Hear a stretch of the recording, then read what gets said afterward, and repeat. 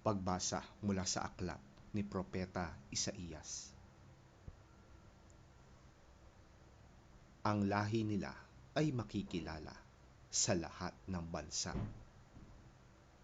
Ang mga anak nila'y sisikat sa gitna ng madla.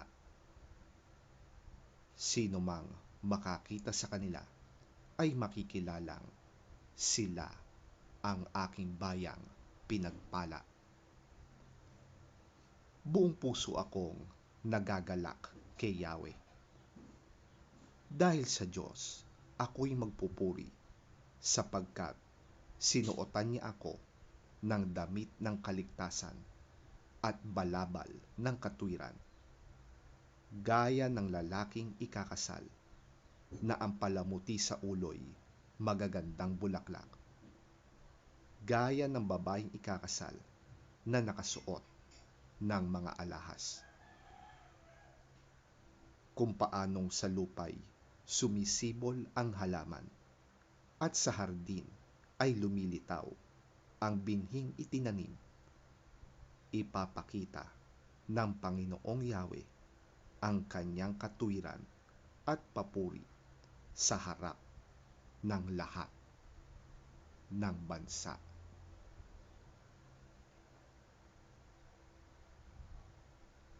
Ang salita ng Diyos. Salamat sa Diyos. Ang mabuting balita ng Panginoon ayon kay San Lucas. Papuri sa iyo, Panginoon. Habang nagsasalita si Jesus, may isang babaeng sumigaw mula sa karamihan. Mapalad ang babaeng nagbuntis at nag-alaga sa iyo. Ngunit sumagot siya, higit na mapalad ang mga nakikinig sa salita ng Diyos at tumutupad nito.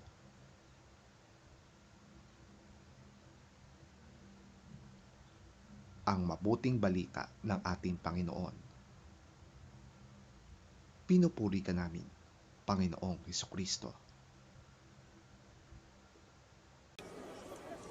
As Jesus was saying these things, a woman in the crowd called out, "Blessed is the mother who gave you birth and nursed you."